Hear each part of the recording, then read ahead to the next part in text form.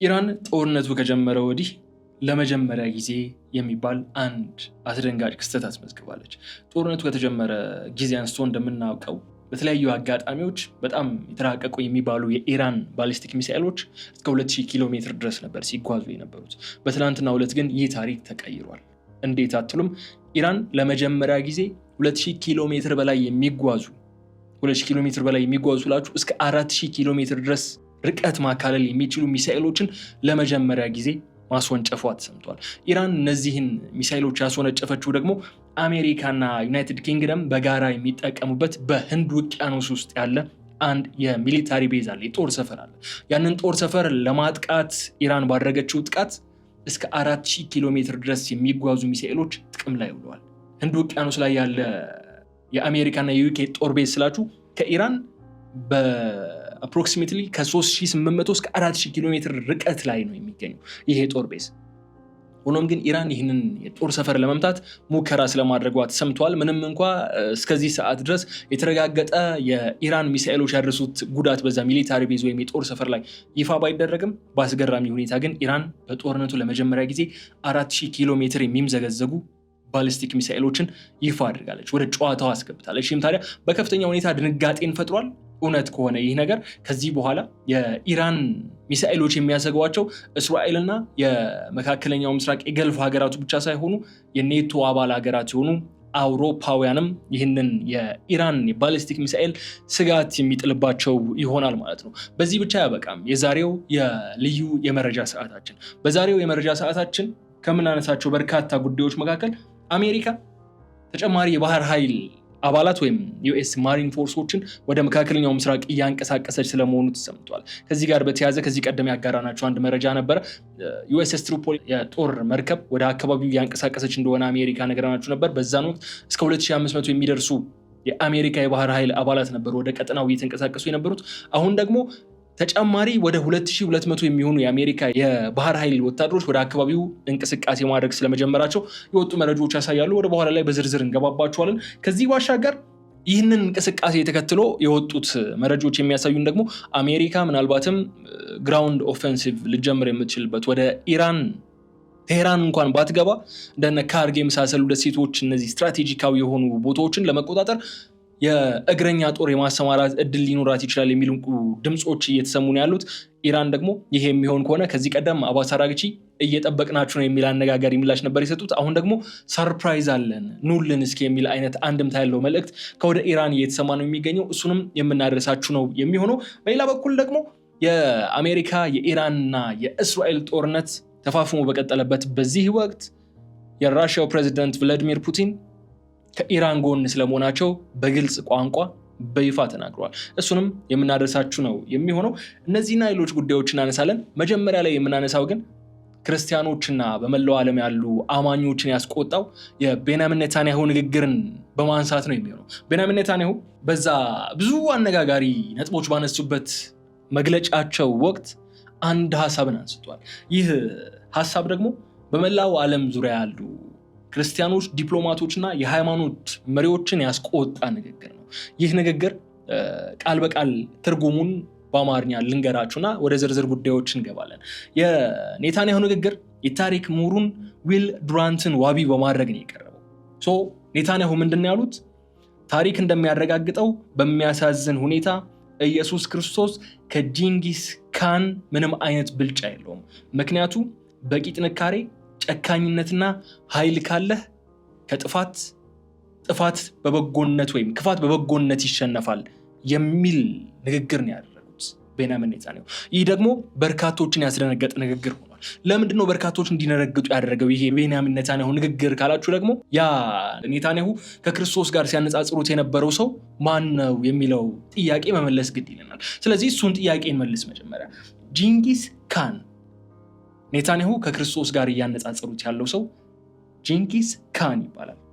የሞንጎል ኢምፓየር ዋሪዮር ሊደር ነው። ዝም ብሎ ተራ መሪ ሳይሆን ተዋጊ መሪ ነው፣ ገዥ ነበር የሞንጎል ኢምፓየር ጂንጊስ ካን። ይህ ሰው በዘመኑ ከነበሩ የክፋት ጥግ ያለበት ሰው እንዴት ነው የምትገልጹት? ጨካኝ አረመኔ ከሚባሉ ገዢዎች መካከል በቅድሚያ የሚጠቀስ ሰው ነው ጂንጊስ ካን።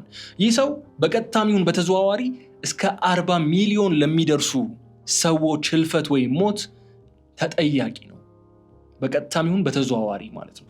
ይህ ሰው ማለት ሲቪሊያኖችን መጨፍጨፍ፣ ቤት ንብረታቸውን ማውደም፣ ማዋረድ፣ መግደል፣ መስቀል የዘወትር ስራው የነበረ ገዥ ነው፣ ጂንኪስ ካን ማለት።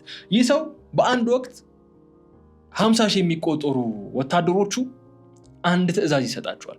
እነዚህ 50,000 ወታደሮቹ እያንዳንዳቸው ቢያንስ 24 ሰው እንዲገድሉ ነው ትዕዛዝ ይሰጣቸው። በዚህ ትዕዛዝ ብቻ የጂንኪስ ካን ጦር 1.2 ሚሊዮን ገደማ ሰዎችን የገደለ ነው። ይህ አሁን ከክርስቶስ ጋር ለንጽጽር በኔታንያሁ በኩል የቀረበው ሰው ማለት ነው። ኔታንያሁ ራሱን ከእንደዚህ አይነት ሰው በማነጻጸር ነው ኃይል ያለው ያሸንፋል የሚል መልእክትን ለማስተላለፍ የጣረው። ይህንን ጉዳይ መግቢያችን ላይ በስፋት የምናነሳው ጉዳይ ነው የሚሆነው። የገበያ ሚዲያን የዩቲዩብ ገጽ ሰብስክራይብ እንድታደርጉ፣ ቪዲዮውን ላይክ እንድታደርጉ፣ ሀሳብ አስተያየታችሁን ደግሞ በኮመንት መስጫው ላይ እንድታስቀምጡልን በክብር ጋብዛችኋለሁ። የኔታንያሁ ንግግር እንዴት ነው ያገኛችሁት? ኔታንያሁ ያስቀመጠው ንጽጽር እንዴት ትመለከቱታላችሁ? ኃይል ካለ፣ በቂ ጥንካሬ፣ ጨካኝነትና ኃይል ካለ ክፋት በበጎነት ላይ ድል ይጎናጸፋል፣ ያሸንፋል የሚለው ሀሳብ እንዴት ትመለከቱታላችሁ የሚለውን ከአጭር መሸጋገሪያ በኋላ ስንመለስ በስፋት የምናነሳው ጉዳያችን ስለሆነ እናንተ ኮመንት መስጫው ላይ በዚህ ጉዳይ ያላችሁን ሀሳብ አስቀምጡልን። እንዳልኳችሁ ደግሞ የገበያ ሚዲያን የዩቲዩብ ገጽ ሰብስክራይብ ማድረጋችሁን እንዳትዘነጉት ለማለት እወዳለሁ። ከተከታይ አጭር መሸጋገሪያ በኋላ ስንመለስ በዝርዝር ጉዳዮች ይሆናል። በድጋሚ አብራችሁን ቆዩ።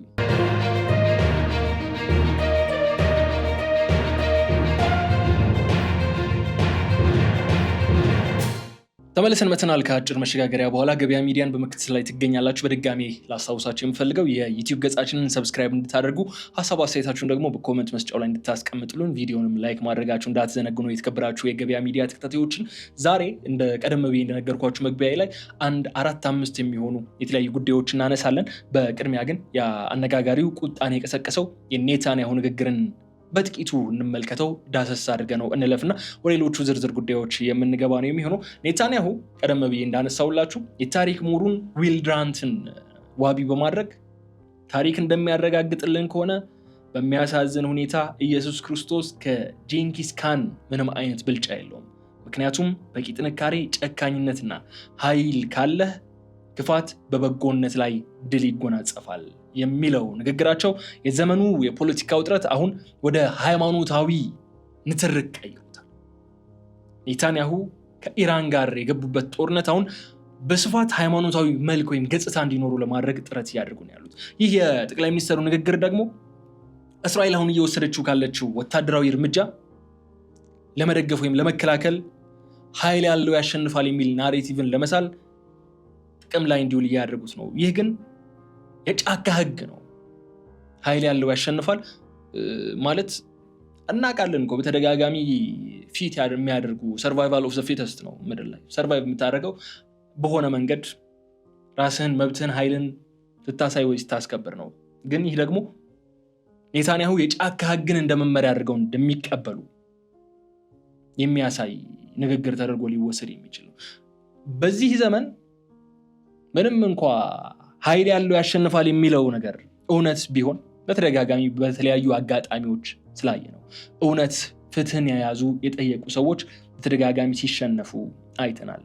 ኃይል ያለው እንደሚያሸንፍ የሚያጠራጥር ነገር አይደለም። ግን ደግሞ በዚህ ልክ ከክርስቶስ ጋር በሚደረግ ንጽጽር ተጠቅመህ ምድር የኃያላን ብቻ እንጂ መንፈሳዊ ልዕልና ያላቸው ሰዎች አይደለችም የሚል ናሬቲቭ ለመዘርጋት የተካሄደው ርቀት ግን እጅግ አስደንጋጭ ሆኗል። ይህ አወዛጋቢ ንግግር ታዲያ በማህበራዊ ሚዲያና በዲፕሎማሲው መድረክ ላይ ፈጣን ምላሾችን አስከትሏል። በተለይ ደግሞ ለዚህ የኔታንያሁ ንግግር ቀድሞ ምላሽ ከሰጡ ሰዎች መካከል አንደኛው የኢራኑ የውጭ ጉዳይ ሚኒስትር አባስ አራግቺ ናቸው። አባስ አራግቺ ኔታንያሁ በአሜሪካ በሚገኙ ክርስቲያኖች ድጋፍ ላይ ተመስርቶ በኢየሱስ ክርስቶስ ላይ እንዲህ ያለ የንቀት ንግግር ማድረጉ አስገራሚ ነው ሲሉ ተደምጠዋል። አራግቺ ለምን እንደዚህ እንዳሉ ላስረዳችሁ። ብዙ አሜሪካውያን ብቻ አይደለም፣ ብዙ የዓለም ሰዎች፣ ክርስቲያኖች እስራኤልን ለምንድን ነው የምትደግፉት የሚል ጥያቄ ሲቀርብላቸው መጽሐፉ ስለሚያዘን ነው የሚል ምላሽን ያቀርባሉ። ይህንን የሚያስረዳልን ደግሞ የአንድን ሰው አስተያየት ልንገራችሁ።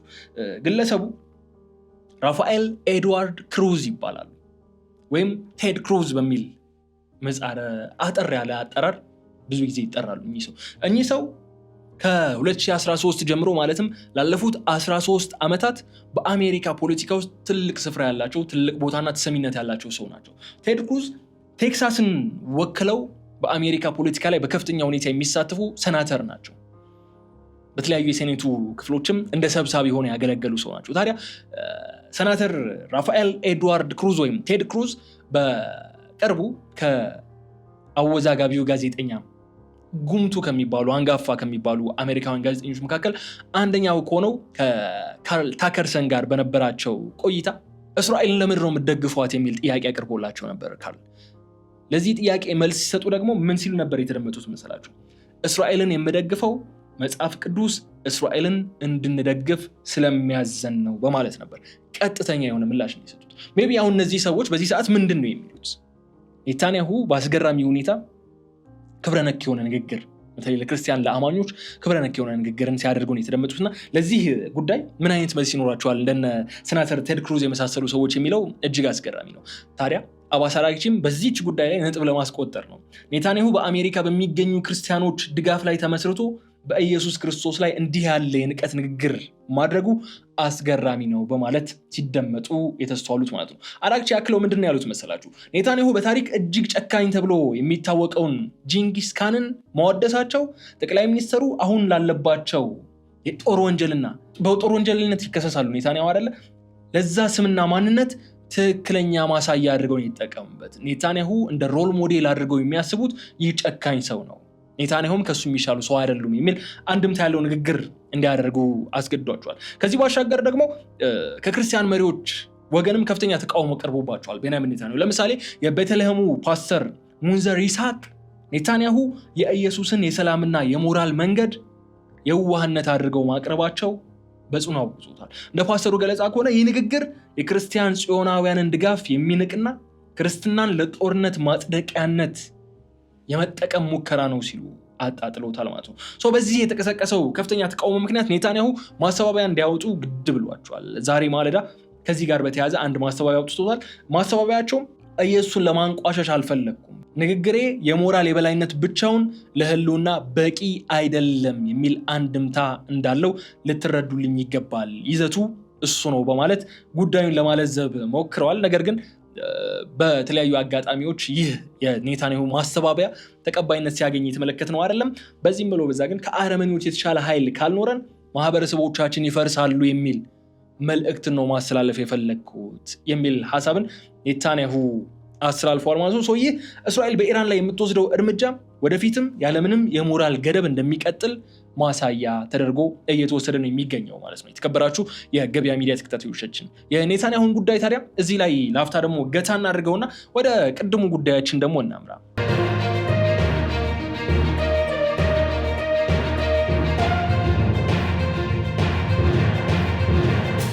ኢራን በዚህ ጦርነት ብዙ የሚያስገርሙ ነገሮችን ያስመለከተችን ትገኛለች። የአሜሪካ አይነኬ ጦር ጀቶችን ስትመታ አይተናል። የአሜሪካ ግዙፍ የጦር መርከቦች ሲያፈገፍጉ ለሜንቴናንስ ለደህንነት ሲባል ከነበሩበት አካባቢ ወጥተው ሲሄዱ እንድንመለከት አድርጋናለች። ብዙ የሚሳኤል አይነቶችን አይተናል። አሁን ደግሞ ለየት ያለ ነገርን ይዛ ብቅ ብላለች ወደ ጦርነቱ። አሁን ኢራን እያስወነጨፈቻቸው ያሉ ሚሳኤሎች እስከ 4000 ኪሎ ሜትር ድረስ የሚያካልሉ ሆነው ተገኝቷል። ኢራን በህንድ ውቅያኖስ የሚገኘውና ስልታዊ ጠቀሜታ ያለውን የዲያጎ ጋርሺያ የአሜሪካና የእንግሊዝ የጋራ ጦር ሰፈር እዛ ላይ ያነጣጠረ ጥቃት ስለመፈጸሟ ተሰምቷል። ያው ጥቃት ፈጽማለች ስንል ተኩሳለች። ኤግዛክትሊ ታርጌቱን መጥቷል አልመታም ሌላ ጉዳይ ሆኖ ግን 4000 ኪሎ ሜትር የሚምዘገዘግ ሚሳኤልን በመጠቀም ዲያጎ ጋርሺያ ሚሊታሪ ቤዝ ላይ ጥቃት ለመፈጸም ሞክራለች ኢራን። ይህ እርምጃ እስራኤል በቴህራን ላይ ለፈጸመችው የተለያዩ የአየር ድብደባዎች ቀጥተኛ ምላሽ ስለመሆኑ እየተገለጸ ነው ያለው። ቴህራን እስከ 4000 ኪሎ ሜትር ርቀት ድረስ ያላቸው ኢላማዎችን የመምታት አቅም እንዳላትም በተግባር ለማሳየት የሞከረችበት አጋጣሚ ሆኗል። ታዲያ ሁለት ሚሳኤሎችን ነው ያስወነጨፈችው ኢራን ወደ ዲያጎ ጋርሺያ ሚሊታሪ ቤዝ። ነገር ግን አንደኛው ሚሳኤል ቴክኒካል ፌሊየሪቲ ያጋጥሞት አየር ላይ ያለ ስለመምከኑ ተገልጿል።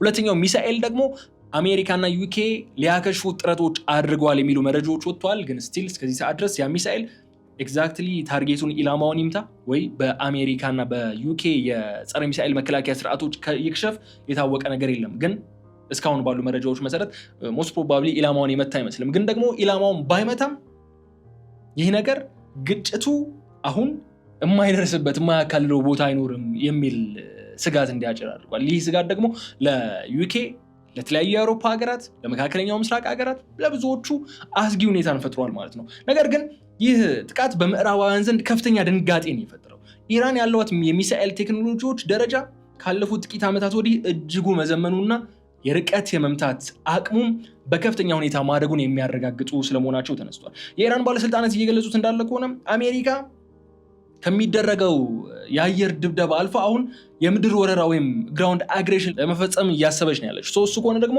ታላቅ አስገራሚ ነገር ይጠብቅሻል እየተባለች ነው ያለች። ምናልባት ከነዛ ታላቅ አስገራሚ ነገሮች መካከል እነዚህ እስከ 4000 ኪሎ ሜትር ድረስ የሚወነጨፉ የሚምዘገዘጉ ሚሳኤሎች አንዱ ሊሆን ይችላል። ግን ደግሞ ሌላ መላምትም አለ። ምናልባት እነዚህ ሚሳኤሎች ከሜንላንድ ኢራን የተወነጨፉ ላይሆን ይችላሉ የሚሉ ሀሳቦች እየተነሱ ነው የሚገኙት።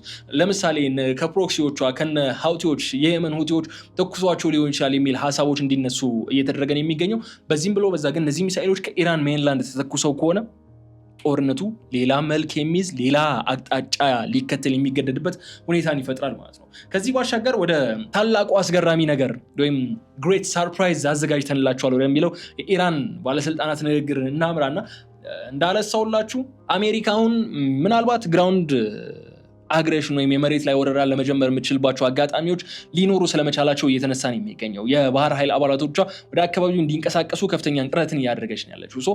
ይህ የሚሆን ከሆነ ከኢራን በኩል ታላቅ አስገራሚ የሆነ ሰርፕራይዝ ይጠብቃቸዋል የሚል ሀሳብ እየተነሳ ነው የሚገኘው። ይህ አሜሪካ የሚጠብቃት ሰርፕራይዝ ምን ሊሆን ይችላል ብላችሁ ታስባላችሁ? እስኪ ኮመንት ላይ ጻፉልኝ። ግሬት ሰርፕራይዝ ነው፣ ታላቅ አስገራሚ ነገር አዘጋጅተንላችኋል በመሬት ወይም በእግረኛ ወታደር ወደ ኢራን ምድር ከመጣችሁ የሚል ሀሳብ እያነሱ ነውና ምን ሊገጥማችሁ ይችላል? አሜሪካውያን፣ እስራኤላውያን እንዲሁም ሌሎች አጋሮች ወደ ኢራን ምድር ወረራ ለማድረግ ቢንቀሳቀሱ ምን ሊያጋጥማቸው ይችላል? እስኪ ሀሳባችሁን ኮመንት መስጫው ላይ ጻፉልኝ። እኔ ግን የተነሱ ያሉ ነገሮችን ልንገራችሁ። ኢራን ከዚህ ቀደም ይፋ ያላደረገቻቸው የከርሰ ምድር ሚሳኤል ማከማቻዎች ሊኖሯት ይችላል ተብሎ ይገመታል። እዛ ውስጥ ደግሞ እጅግ ዘመናዊ የባህር ሰርጓጅ መርከቦች ወይም ምናልባት ያልተጠበቁ ለሽምቅ ውጊያ ስልቶች ጠቃሚ የሆኑ መሳሪያዎችን ሊኖራትና እነሱን ወደ ስራ ልታስገባ ትችላለች የሚሉ ግምቶችን እያስቀመጡ ነው ያሉት። ይህ ማስጠንቀቂያ በተለይ ትራምፕ ጦርነቱ በቅርቡ የማቆም ፍላጎት እንዳላቸው በገደምዳሜውም ቢሆን ከገለጹበት ንግግር ጋር ተያይዞ ዋይት ሃውስ የወረራ እቅዷን በድጋሚ እንድትመረመር ለማድረግ የታለመ የስነ ልቦና ጦርነት አካል ተደርጎ ተወስዷል።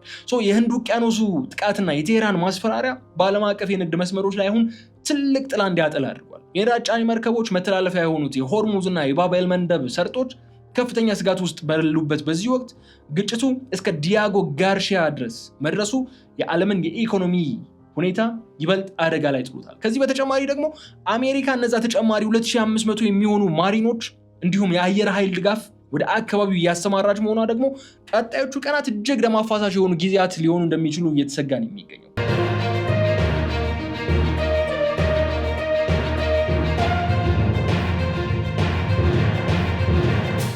የሩሲያው ፕሬዝዳንትም እዚህ ላይ የሰጡት አነጋጋሪው አስተያየት ደግሞ ማንሳት ግድ ይለናል።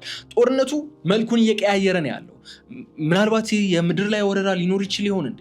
ምናልባት ኢራን ሌሎች ያልተጠበቁ አዳዲስ ሚሳኤሎች ሊኖሯት ሲሆን እንዴ እየተባለ ባለበት ስጋት ውስጥ ባለንበት በዚህ ሰዓት ቭላዲሚር ፑቲን ደግሞ ለኢራን ከፍተኛ መሪ ለአያቶላ ሞጅታባ ኻሜኔ እና ለፕሬዚዳንት መስዑድ ፔስኪያን በላኩት የፋርስ አዲስ ዓመት ወይም የኖሩዝ መልካም ምኞት ወይም የእንኳን አደረሳችሁ መግለጫቸው ላይ ሩሲያ ለኢራን ያላትን የማይናወጥ ድጋፍ በድጋሚ አረጋግጧል። ፕሬዚዳንት ቭላዲሚር ፑቲን በመልእክታቸው ምንድን ነው ያሉት? ሩሲያ በዚህ አስቸጋሪ ወቅት ለኢራን የታመነች እንዲሁም አስተማማኝ አጋር ሆና ትቀጥላለች ብለዋል። ይህ ማለታቸው ደግሞ ምዕራባውያን ኢራንን በብቸኝነት ለመምታት የያዙት እቅዳቸው ትልቅ መሰናክል ይገጥመዋል ማለት ነው። ይህ መግለጫ የወጣው እስራኤል በቴህራን ላይ ጥቃት መፈጸሟን በቀጠለችበት አሜሪካም አውዳሚ የሆኑ ጥቃቶች እየፈጸመች ባለችበት ወቅት ነው ይህ ነገር የተነሳው። ነገር ግን እዚህ ላይ ማንሳት የምንችለው አንድ ጉዳይ አለ። አሁን ሩሲያ እንደምናውቀው በሐሜት ደረጃ ሊባል በሚችል የተረጋገጡ መረጃዎች ባይወጡም ለኢራን የኢንተለጀንስ መረጃዎችን አሳልፋ በመስጠትና ምናልባትም ፈጣሪያቸው የሆነችው የሻሂድ ድሮኖች ፈጣሪ ኢራን ነች። ነገር ግን በዩክሬን ጦርነት ሩሲያ ሻሂድ ድሮኖችን በስፋት ጥቅም ላይ ያውላለች። የሻሂድ ድሮን ቴክኖሎጂንም ራሷ ሞዲፋይ አድርጋ መስራት ጀምራለች። ሻሂድ ድሮኖች እያቀረበች ነው የሚሉ ያልተረጋገጡ ሀሜታዎች ይሰማሉ በሩሲያ በኩል። እንደዛም ሆኖ ግን ሩሲያ በሚጠበቀው ልክ በዚህ ጦርነት ላይ እየተሳተፈች አይደለም። ለዚህ ደግሞ የተለያዩ ምክንያቶች ሊቀመጡ ይችላሉ። አንደኛው ሩሲያ በዩክሬን ያለባት ጦርነትና ለዓመታት የዘለቀው ይህ ጦርነት ወታደራዊ ሸክም ነው ለሷ። በዚህ የተነሳ በመካከለኛው ምስራቅ ጦርነት ውስጥ በቀጥታ እጇን ለማስገባት ትቸግራለች ሩሲያ። ሆኖም ግን የሞስኮና የቴህራን ግንኙነት በስትራቴጂካዊ ሁኔታ ደረጃ እጅግ የጠበቀ ነው። ሩሲያ ምናልባትም የደህንነት መረጃዎች ማጋራት፣ ኢንተለጀንስ ሼሪንግ እንዲሁም የሳይበር ድጋፍ ማድረጓን ስለመቀጠሏ ጥያቄ ውስጥ የሚገባ አይደለም። ፑቲን ለዚህ ነው የማይናወጥ ድጋፍ አለን ለኢራን እያሉ ያሉት። ፑቲን ኢራንን የታመነ ወዳጅ ሲሉ መግለጻቸው አሜሪካና እስራኤል ጥቃታቸውን ወደ ምድር ወረራ ካሳደጉ ሩሲያ ዘመናዊ የሆኑ የኤስ-400 የአየር መከላከያ ስርዓቶችን ወይም ሌሎች የላቁ የጦር መሳሪያዎችን ለኢራን ልታቀርብ እንደምትችል ለዋሽንግተን የተላከ ማስጠንቀቂያ ተደርጎ ተወስዷል። ኢራን በዚህ የመከራ ወቅት ብቻዋን አይደለችም የሚለውን ጥብቅ መልእክት ግን በዚህ ቀውጢ ሰዓት አስተላልፏል። ጦርነቱ ወደ ሶስተኛው የዓለም ጦርነት ሊያመራ የሚችልበት ሁኔታም እንዳለ፣ ይህ ደግሞ የሀያላን ሀገራት ፍጥጫ ሊከሰት እንደሚችል ስጋትን የጫረ ነገር ሆኗል። የሩሲያ መግለጫ ሩሲያ ለኢራን የምትሰጠው ድጋፍ አሁን ከቃላት አልፎ ወደ ወታደራዊ ተግባራዊ እርዳታ መቼ ይሸጋገራል የሚለው ደግሞ ለዚህ የዓለም ሀያላን ፍጥጫ ወይም የሶስተኛው የዓለም ጦርነት ጅማሬ ማብሰሪያ ተጠባቂ ሆኗል። ሩሲያ ለኢራን የምትሰጠው ድጋፍ ተግባራዊ በሆነ መንገድ በይፋዊ መልኩ መሬት ላይ መታየት ከጀመረ የዓለም ሀያላን ወደ ፍጥጫ መግባታቸው የሚቀር አይሆንም ማለት ነው። ከዚህ ባሻገር ሩሲያም ሐሳቧን እያንጸባረቀች ነው። ኔታንያሁ አነጋጋሪ አስተያየታቸውን መስጠታቸውን ቀጥለዋል። ነገሩ ሃይማኖታዊ መልክ ለማስያዝ የሚደረጉ ጥረቶችም እየተስፋፉ ነው ያሉት። ይህ ሁሉ ሲሆን ግን ያቺ ነገሮችን ለማቀዝቀዝ ጥረት እያደረግኩ ነው የምትለው አሜሪካ፣ ያቺ በኢራን ላይ ያሉን ወታደራዊ ኢላማዎቻችንን ሙሉ በሙሉ እያወዳደምን ነው፣ አሁን ጦርነት ወደ ማብቃቱ እያመራ ነው የምትለዋ አሜሪካ ጦርነቱ ይባስ እልቂት ወደሚያመጣው የእግረኛ ጦር ውጊያ ለማሸጋገር ያላት ፍላጎት እንዲሁ ጭምጭምታዎች እያሳየች ነው ያለችው። እንዴት አትሉም? እስካሁን የዩኤስኤስ ጀራልድ ፎርድን አንስተናል፣ የዩኤስኤስ አብርሃም ሊንከንን አንስተናል፣ የዩኤስኤስ ትሪፖሊ የተሰኘችዋ አምፊቢያንም አንስተናል። ብዙ መርከቦች ወደ መካከለኛው ምስራቅ እንቅስቃሴ አድርገዋል። አሁን ደግሞ ሌላ ተጨማሪ መርከብ ወደ መካከለኛው ምስራቅ እንቅስቃሴ እያደረገች ነው የምትገኘው። ይቺ መርከብ ደግሞ ዩኤስኤስ ቦክሰር ትባላለች። እቺ ግዙፍ አምፊቢያን ነች፣ የጥቃት መርከብ ነች። ወደ ፋርስ ባህረ ሰላጤ እያመራች መሆኗም ፔንታጎን በይፋ አስታውቋል። ይህች መርከብ ስታመራ የተለያዩ የጦር አውሮፕላኖችን ትይዛለች። ከዛ ባሻገር ግን እስከ 2500 የሚሆኑ ተዋጊ የባህር ኃይል አባላትም ትይዛለች። የባለፈው ዩኤስኤስ ትሪፖሊም በተመሳሳይ መልኩ እስከ 2500 የሚሆኑ ተዋጊ የባህር ኃይል አባላትን ትይዛለች። እቺም በተመሳሳይ መልኩ ነው ወደዛ የምታመራው። የዚች መርከብ አባላት ደግሞ 11th ማሪን ኤክስፔንዲሽሪ ዩኒት ይባላል፣ ወይም 11ኛው የባህር ኃይል ወታደራዊ ግብረ ኃይል የሚል መጠሪያ ያላቸው። እነዚህን አባላት አጅበው የሚጓዙ እንደሚሆን ተገልጿል። ተልእኮም ታዲያ የአሜሪካ የቀጠናው የባህር ላይ አቅም ማጠናከር ነው። አንዳንዴ ነገሮች ያስገርማሉ። አሜሪካ 3 ግዙፍ ጦር ተሸካሚ መርከቦች ነው በቀጠናው ያሰማራችው። ኦልሞስት ሁሉም ሊባሉ በሚችሉ የገልፍ ሀገራት የጦር ሰፈር አላት አሜሪካ። ይህ ሁሉ ነገር ኖሯት ስቲል እዛ አካባቢ ያለኝ ኃይል ማጠናከር አለብኝ የሚል ድምፅ ነው የምታሰማው። ይህ የምታደርገው ደግሞ እኮ ተሸንፋለች የምትባለውን ኢራን ለመምታት እኮ ነው። ያው በተለያየ አጋጣሚ ከመጀመሪያው ቀን ጀምሮ ዶናልድ ትራምፕ ጦርነቱን አሸንፈናል፣ እያሸነፍን ነው፣ ኢራን እየወደመች ነው፣ ኢራን እየሞተች ነው፣ ኢራን እየወደቀች ነው የሚሉ እስቲል ግን ኃይላቸውን ማሰባሰብ፣ ኃይላቸውን ማጠናከር፣ ወደ አካባቢው ማጋዝ ላይ ናቸው የሚገኙ። የዚች መርከብ መላክ ደግሞ አሜሪካ በቀጠናው ያላትን ወታደራዊ ኃይል መጠኑን ወደ 50,000 ለማድረስ እየተሰራ ነው ያለው። ግጭቱም ከአየር ድብደባ ባለፈ መጠነ ሰፊ የባህርና የምድር ወታደራዊ እንቅስቃሴ ወደሚደረግበት ጦርነት ሊሸጋገር እንደሚችል ግልጽ ምልክቶች እየተመለከትን ያለ ነው።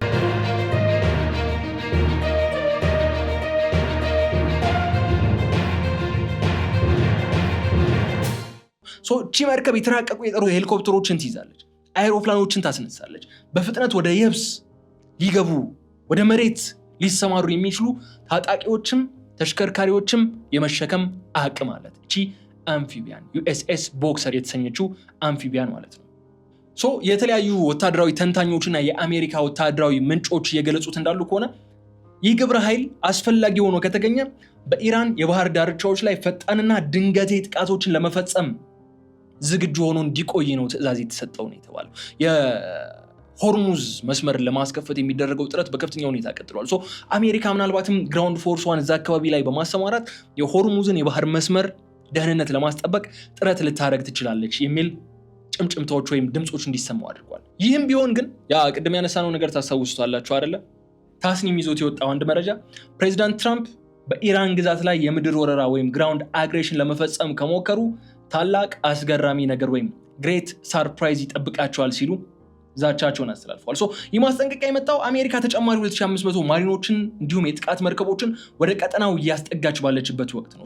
ኢራን ከአየር መከላከያ ባለፈ ለምድር ውጊያ እጅግ የረቀቀና ያልተጠበቀ ወታደራዊ ስልት ወይም መሳሪያ አዘጋጅታ እንደምትጠብቅ ለፔንታጎን የተላከ ቀጥተኛ መልእክት ተደርጎ ይወሰዳል። ይህ ምስጢራዊ የሆነው ታላቅ አስገራሚ ነገር ግን ምን ሊሆን ይችላል የሚለው ጥያቄ በዓለም አቀፍ ደረጃ ያሉ ወታደራዊ ተንታኞች በሰፊ እንዲከራከሩ እያደረጋቸው ነው ያለው።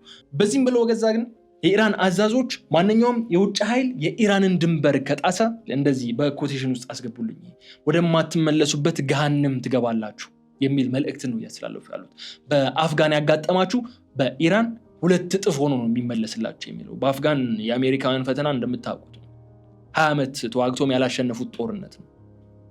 ያ ደግሞ በኢራን ምድር ደግሞ ይብሳል የሚል መልእክትን ከኢራን ወታደራዊ አዛዦች በኩል እየተላለፈ ነው የሚገኘው። ይህ እንዲሆን ደግሞ ኢራን ምቹ መልክዓ ምድር አላት። ለጉሬላ ፋይት ወይም ለደፈጣ ውጊያ አመቺ የሆነ መልክዓ ምድር አላት። ተራራማ የሆኑ የኢራን አካባቢዎች ለእንደዚህ አይነቱ ጦርነት አመቺ ሁኔታን ይፈጥራሉ። ወደማትመለሱበት ገሃነም ነው የምትገቡት። ወደ ኢራን ምድር ዘልቆ የሚገባ እያንዳንዱ የአሜሪካ ወታደር በሬሳ ሳጥን ተጭኖ ነው የሚወጣው የሚል መልእክትን እያስተላለፉ ነው የሚገኙት ማለት ነው የኢራን ወታደራዊ አመራሮች። ይህ ማስፈራሪያ እንዳልኳችሁ በምድር ጦርነት ረገድ ኢራን ያላትን የጂኦግራፊያዊ አቀማመጥ ብልጫ እንደ ዛግሮ ሰራራማ አካባቢዎች ለሽምቅ ውጊያ እንድትጠቀምባቸው ምቹ ናቸውና እሱን እያመለከተች ነው ያለችው። የኢራን ወታደራዊ ስልት አሜሪካን በቀጥታ ወይም ፊት ለፊት ከመግጠም ይልቅ ረዥም ጊዜ በሚወስድና ከፍተኛ መስዋዕትነትን በሚጠይቅ የሽምቅ ውጊያ ስልት አድክሞ ለማሸነፍ የታመነ እንደሆነም ይታመናል ማለት ነው። ይህንን ሁሉ ብለን ጦርነቱ 4ኛ ሳምንቱን በያዘበት በዚህ ወቅት የዲፕሎማሲው ጥረት በወታደራዊ ጡንቻ ውስጥ ተውጧል።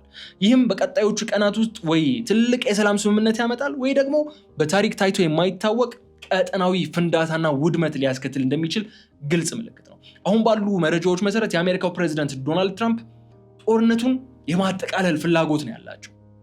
በተግባር ግን ፔንታጎን ተጨማሪ አቅሞችን ወደ መካከለኛው ምስራቅ እያሰማራ ነው ያለው። በትራምፕ የፖለቲካ ንግግርና በወታደራዊ እውነታ መካከል ያለው ልዩነት አሜሪካ ለኢራን ታላቅ አስገራሚው ማስጠንቀቂያ በሰጠችው ወይም በምትሰጠው ምላሽ ላይ የሚመሰረት ይሆናል። አሜሪካ መሰል ማስጠንቀቂያዎች እየተሰጧት እግረኛ ወታደሮቿን ወደ ኢራን የምታስገባ ከሆነ ምን ይፈጠራል የሚለው ለመገመት የሚከብድ አይደለም። ለምን አሜሪካ ከዚህ በፊት ወታደሮቿን እግረኛ ጦሯን ያሰማራችባቸው አካባቢዎች ምን አጋጥሟት እንደወጣች እናውቀዋለን። ሩቅ መሄድ አይጠበቅብንም። እዚሁ ጎረቤት ሶማሊያ ላይ አሜሪካውያን ምን እንዳጋጠማቸው የምናውቀው። እነዚህን ሁሉ ማስጠንቀቂያዎችን አልፋ አሜሪካ እግረኛ ጦሯን ወደ ኢራን የምታስገባ ከሆነ ነገሮች ከቁጥጥር ውጭ መውጣታቸውና ብዙ እልቂት መመልከታችን የሚቀር አይደለም በማለት ልዩ ጥንቅራችንን እዚህ ላይ ነው የምንቋጨው። የተከበራችሁ የገበያ ሚዲያ ተከታታዮቻችን በዛሬው ልዩ ጥንቅራችን ብዙ ነገሮችን አንስተናል። ኔታንያሁ ክርስቲያኖችን ያስቆጣ ንግግር አድርገው ድጋሚ ደግሞ መጥተው ማስተባበያ የሰጡበትን ንግግር በስፋት አነሳ ነው። ከዛ ባሻገር ደግሞ ኢራን ጦርነቱ ከጀመረ ለመጀመሪያ ጊዜ 4000 ኪሎ ሜትሮችን የሚምዘገዘግ ሚሳኤል ለመጀመሪያ ጊዜ ማስወንጨፏ ትልቅ የጦርነቱ እድገት ነው ብለን አንሳ ነው። አሜሪካ USS ቦክሰር የተሰኘች ሌላ አምፊቢያን መርከብ ወደ መካከለኛው ምስራቅ ማሰማራቷ ተሰምቷል። እዛ አካባቢ ያላትን ወታደራዊ መገኘት 50,000 እግረኛ ጦር ለማድረስ እየሰራች ነው የሚል መረጃዎችም እየወጡ ይገኛሉ።